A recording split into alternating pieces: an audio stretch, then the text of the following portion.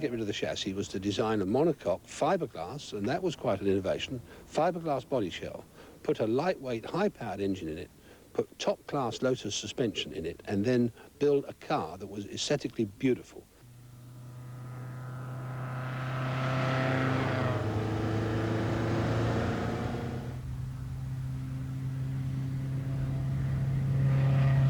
This car is a 1962 Lotus Elite. It has a 1216 Coventry Climax engine, which was derived from a fire pump. And in this state of tune, it delivers 95 brake horsepower, which gives it a top speed of approaching 125 miles an hour, 0 to 60 in 10 seconds, and 0 to 100 in just over 20. The car only weighs 10 3/4 hundredweight, and it was revolutionary in its day. Colin Chapman thought the way to go was to produce a Grand Tourer, if you like, a closed coupe, something that people could remain warm and dry. And he was fascinated by this new material called GRP, glass reinforced plastic. As it turned out, it was extremely complicated to do, and 57 different molds make up this particular car. There is no chassis, and only 2 pieces of steel are in this structure, hence the lightweight. And the Lotus Elite is still a most beautiful car to behold from any angle. There's not an ugly way to look at it. Whether you look down on it from above, you lie down on the pavement and look at it, you photograph it from any angle, I defy you to find an ugly angle. The car was an amazing success. You have to think back at the time when it was penned in '57, the first cars were delivered towards the end of 1958. You had the choice of an MGA or a TR3, big, heavy, ponderous cars.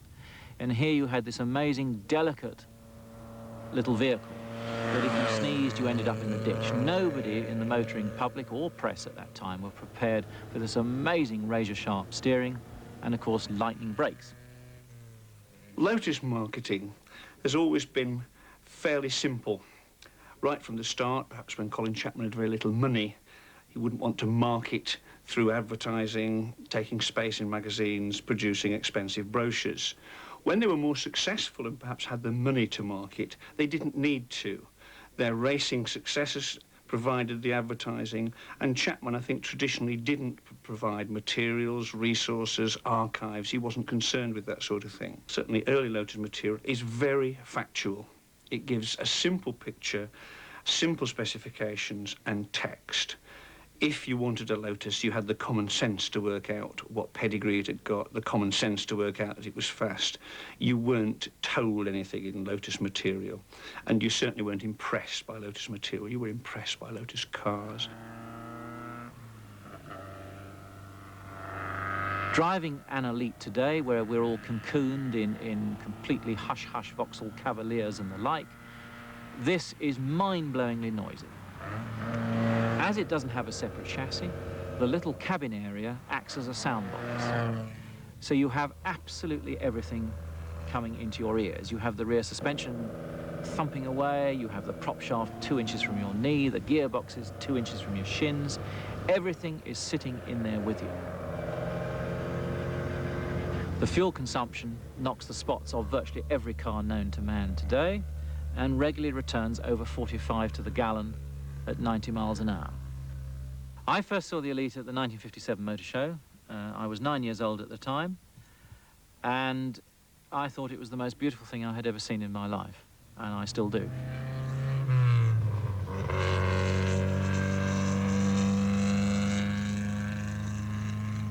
In the late 50s, the cars that Chapman was designing and building were still specifically to win races, and they were winning races.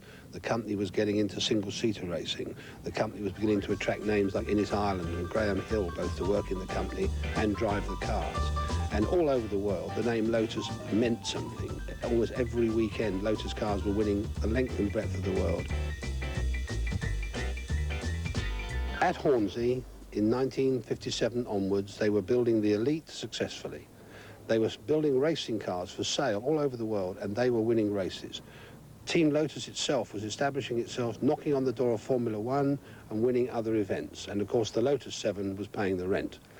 against this background of success, the company was ready to move forward, and more by accident than design, a new car was beginning to take shape that would be built at the new factory at Cheshunt, and this would really put Lotus on the map. This was excitement on four wheels.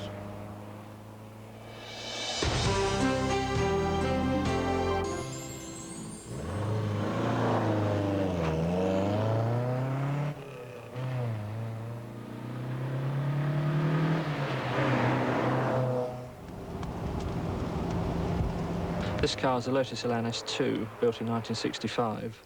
It was bought in that year as a kit of parts, which was a service offered by Lotus in an effort to avoid purchase tax. You could either opt for the kits or you could buy a ready assembled car. This one was assembled by the local distributor and has been in the family ever since.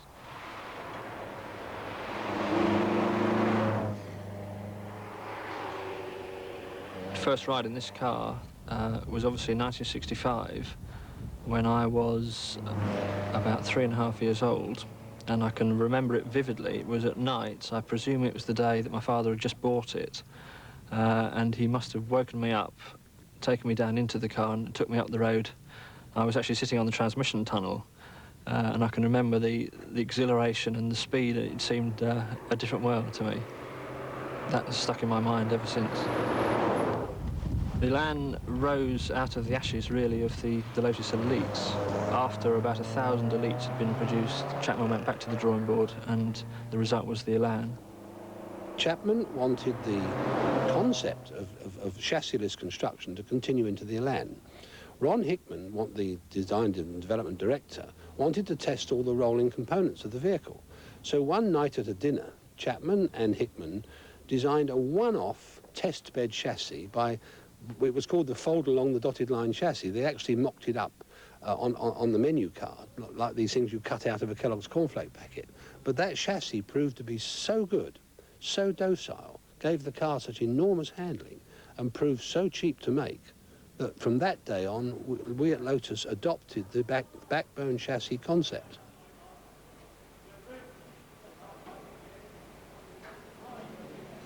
The Elan was the first car that Lotus produced that made any money, and it was very important, probably a milestone car in that respect. The Elite had been a sales disaster. The Elan really was an instant success. It proved reliable, comfortable. It was more refined to drive than the Elite. It was a car that was designed really for twisty A roads and B roads, and that's where it excels. It's comfortable too. That's a surprising factor, especially when you look inside the car and you see the seats, which are obviously an old-fashioned design, and they look thin and appear not to have much body to them. But I've driven the car for hours at a time, and I don't get any hint of backache at all. Driving position's good. It's the classic straight leg, straight arm position, and that's probably got a lot to do with it. It's an easy car to drive. It's an easy car to drive quite quickly. It's very forgiving. Because it holds the road so well, you often don't know how fast you're going. And that all-round drivability, I think, is what has made it so popular. It's the true classic British sports car.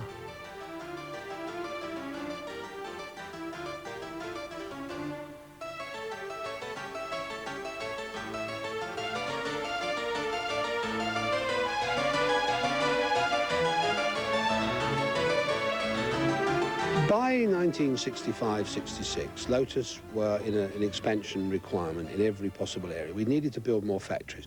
We couldn't get an industrial development certificate to expand in the existing location. And also we wanted a test track. We've been using the A10 for testing racing cars and road cars for years, and the residents and the police were getting a bit fed up. We were in a sort of unionised labour sandwich with Luton just up the road and Dagenham just down the road. Both make manufacturing cars. And, of course, our employees knew what was being paid on the production lines and the overtime, and we couldn't meet those figures. And we'd also lose labour to Dagenham and Vauxhall when they really were recruiting heavily. And the other thing was we were dead set against any form of union in the factory. We had enough problems when our suppliers went on strike. And for Chapman, the idea that our own employees might go on strike was absolutely out of the question. He went on record as saying, if this company comes unionised, I will shut it down.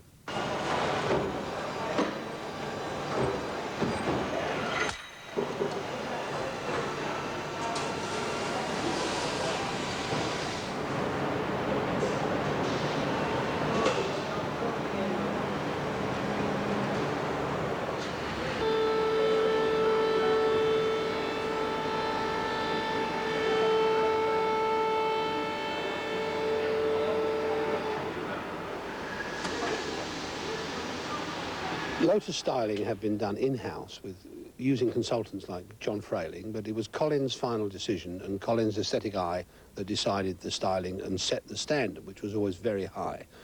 The first break away from that was when Giugiaro in Italy offered to do a body design on the Europa, and that of course became the Esprit and opened up a whole new era of design for Lotus and a big move upmarket. Less cars, bigger engines, higher prices.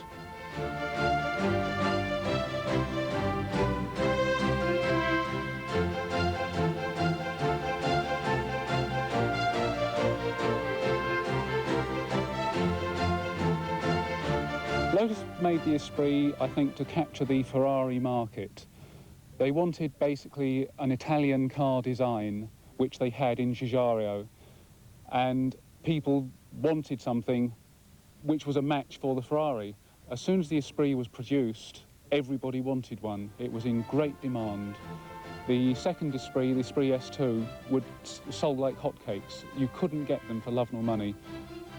The reason most people buy a Lotus Esprit is because of the way it looks, the sharp, angular design, the very Ferrari-like look, the Italian styling, not really for the performance. You know, the performance is an added bonus. When we decided to turbocharge the Esprit, when Chapman said it had got to be done, he bought nearly everything with a turbocharger, including 2 aeroplanes. And they were all studied, and the car was totally re-engineered to take a turbocharger. He didn't just hang one on an engine and see how it would go.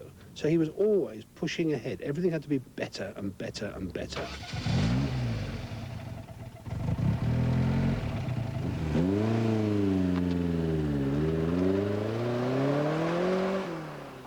It's a very exciting car to drive, superb handling. With the HC engine, it's a very quick car. There's very little on the road that will accelerate as quickly as this. The handling is superb in wet or dry conditions.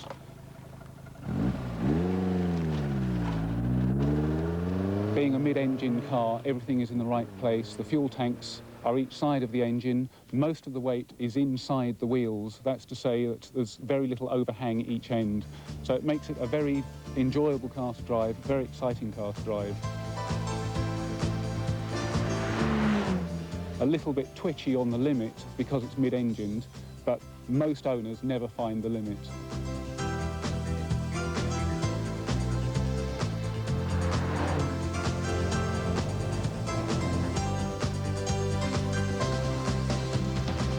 The Lotus Esprit lifted Lotus onto another plane.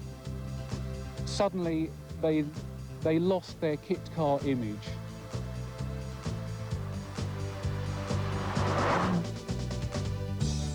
The top of the range now is the Turbo Esprit Sport 300, which has bigger wings, bigger wheels, and a 300 brake horsepower engine.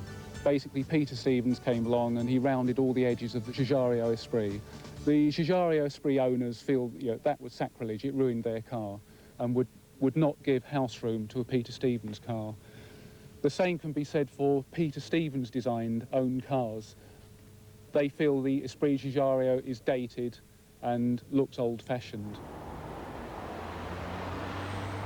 In the cutthroat competition of the supercar or semi-supercar market, you had to produce materials that, in a pile by the armchair, could compete with the other sports car manufacturers, the TVRs or even the Jaguars, the Mercedes sports cars, so that your Lotus material became more significant.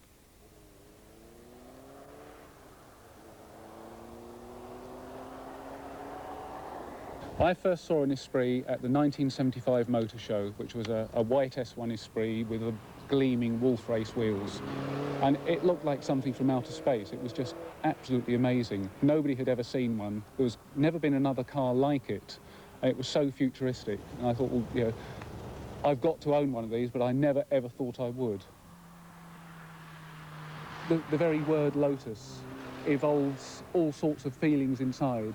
The Lotus is more than just a car. It's a hobby. It's great fun to drive. For me, it's my whole life. Everything I do is all around Lotus cars. From the mid-70s, the British motor industry was having a very bad time indeed. In fact, all luxury markets were really badly hit, and Lotus were particularly badly hit. I wouldn't say the quality of the product was particularly good, so of course you missed out on brand loyalty. Not many Lotus buyers were selling a car and buying another one, so that was a problem. Chapman was not doing well in Grand Prix racing, and as that was his #1 love, it's possible that too much time was being devoted to trying to recover the reputation of the racing team. And the company put out 1 or 2 bad balance sheets at that time. Being a public company by then, of course, that was very important. The company had problems with financing. Lotus did have financing problems. Chapman's brilliantly innovative twin chassis Grand Prix car was banned by the FIA. The DeLorean business had gone sour. Chapman was under colossal stress. And he came home in December 1982 from a sad meeting in Paris and died. When Chapman died in 1982, it was a devastating blow for the company because he was such an inspirational leader to the company and to all the people in the company and to our customers worldwide that we all were rocked back on our feet and we just wondered which way the company was going to go. And it took quite a long time for the spirit of Lotus to really get back up again and get the company back going full speed.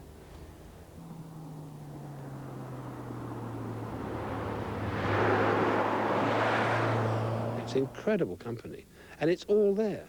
It's just an energy that Chapman created. So Chapman is still alive in the way that company thinks. He set standards. People would still say, I wonder what the old man would have done. In the next year or two, we're going to introduce 2 new cars, the first of which is going to be a very small, very lightweight, very exciting sports car that's going to showcase a whole lot of new technology.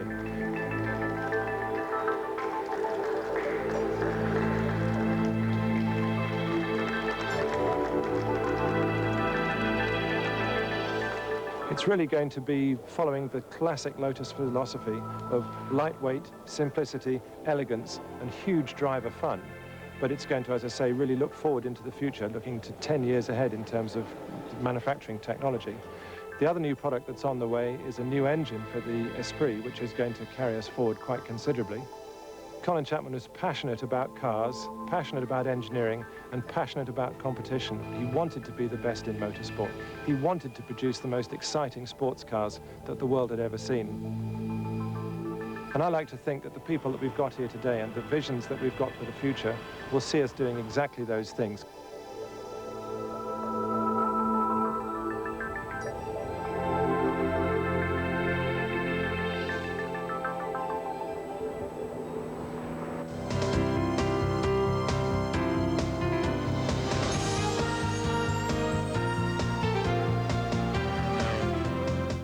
Special Forces next looks at the German 1st Airborne Division, considered by many to be the finest paratroopers in the world.